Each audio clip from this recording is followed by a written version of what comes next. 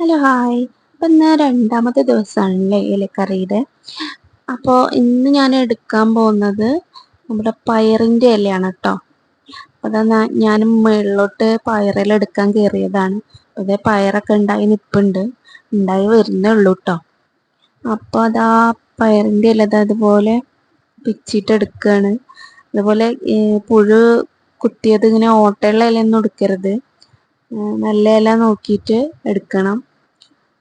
അപ്പൊ നമ്മൾ ഇന്ന് ഇത് വെച്ചിട്ട് ഉണ്ടാക്കാൻ പോകുന്നത് പയറിന്റെ ഇലയുടെ മെഴുക്ക് പുരട്ടി പോലെ തന്നെയാണ് നമ്മൾ ഉണ്ടാക്കിയെടുക്കുന്നത് കേട്ടോ. ഇതും നല്ല ഹെൽത്തി ആയിട്ടുള്ള ഇല തന്നെയാണ് കേട്ടോ, പയറില.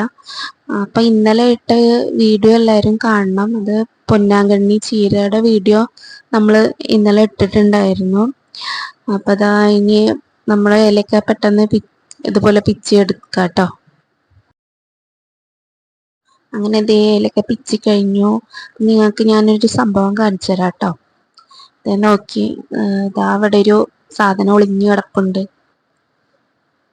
കണ്ടോ? ഇതാ ഒരു മത്തങ്ങ നല്ല മൂത്ത് പാകമായിട്ടുണ്ട്, നല്ല മഞ്ഞ കളറൊക്കെ വന്നിട്ടുണ്ട്.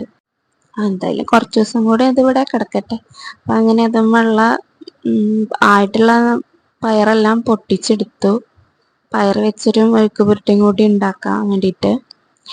അപ്പം അങ്ങനെ ഇതാ അതൊക്കെ എടുത്തു. 2 വെണ്ടയ്ക്കയും കൂടി കിട്ടിയിട്ടുണ്ടായിരുന്നു. അങ്ങനെ ആ വെണ്ടയ്ക്കും പൊട്ടിച്ചെടുത്തു. അപ്പം അതേ ഇവിടെ മുളകൊക്കെ പിടിച്ച് വന്നിട്ടുണ്ട്, മുളകൊക്കെ ഉണ്ട് കേട്ടോ. അതുപോലെ വലിയൊരു മരം താഴെയുണ്ട്.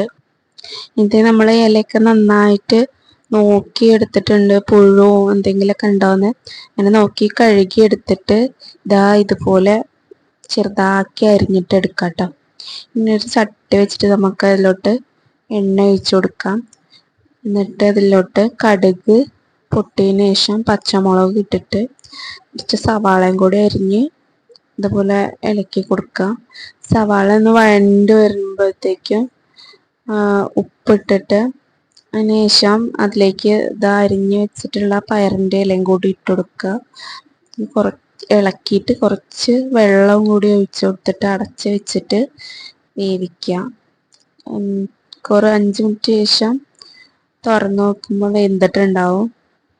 ഇത് അടുത്ത ഇലക്കറിയുടെ വീഡിയോ നാളെ ഇടുന്നതായിരിക്കും. അപ്പോൾ എല്ലാവരും സബ്സ്ക്രൈബ് ചെയ്യുക, ലൈക്ക് ചെയ്യുക, കമൻറ്റ് ചെയ്യുക.